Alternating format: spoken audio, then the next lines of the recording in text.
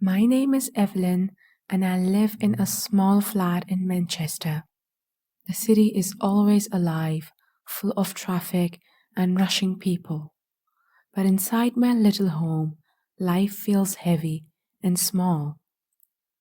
I am 35 years old, working as a caregiver in a private nursing home. The pay barely covers rent, food, and school expenses for my son. Every month is a battle. My son's name is Lucas. He's 14, tall for his age, sharp-tongued and restless, always full of energy. Since I lost my husband years ago, it has just been me and him. He has been my whole world, my reason for pushing through.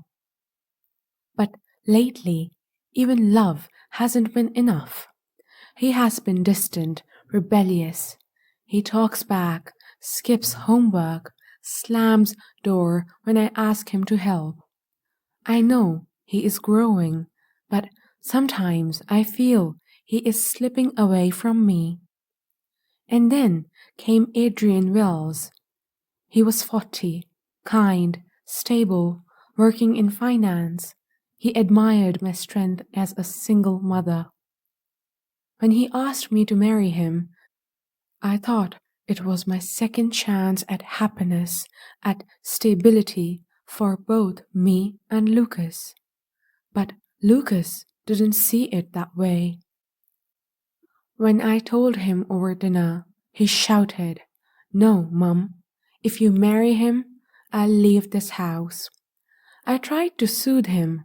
"Lucas, please, Adrien is kind. He wants to help us. Don't you want me to be happy?" But he only cried, saying, "He will take you away from me.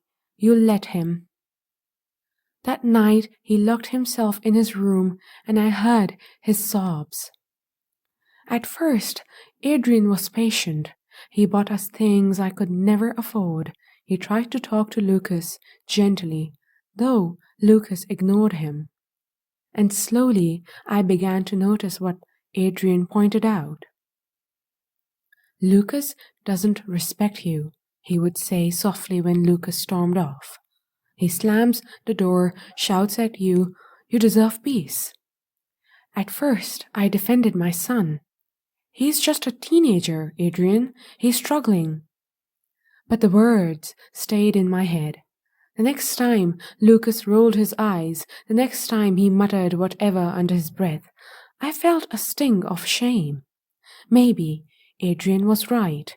Maybe I was failing as a mother. Adrien never shouted. He never forced me. His voice was always calm, reasonable, gentle, and that made it harder to fight him.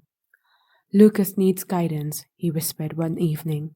"He needs structure, discipline.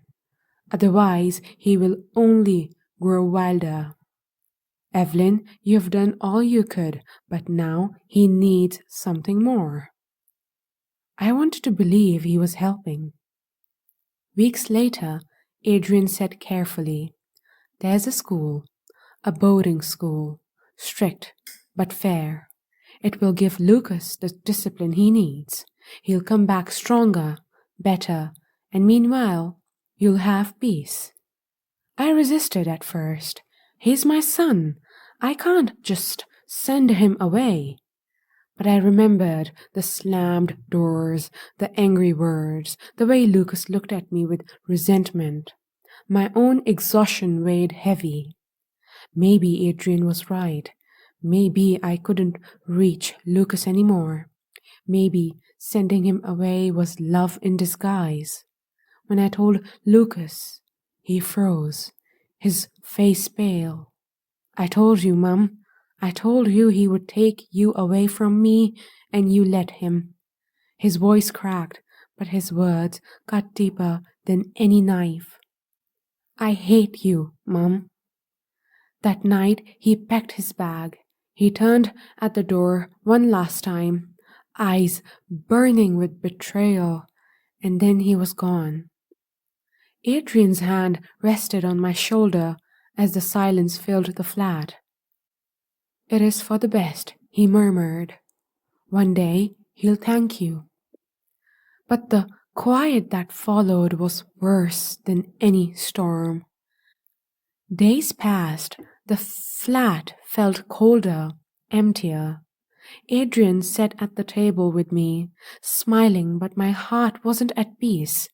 At night, when the city outside was loud and restless, I lay awake.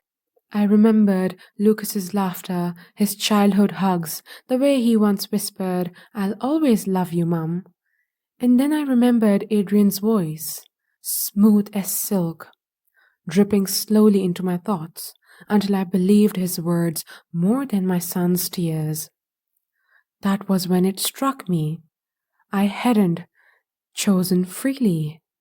I had been led, step by step, to doubt my son, to see him as a burden instead of a boy crying for love.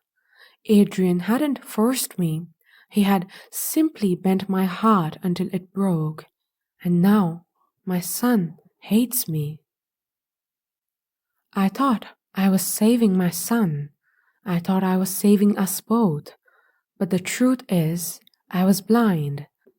I let another man's whispers drown out my child's cries. And now I have a husband by my side, but I have lost the one person who was my whole world. My son hates me.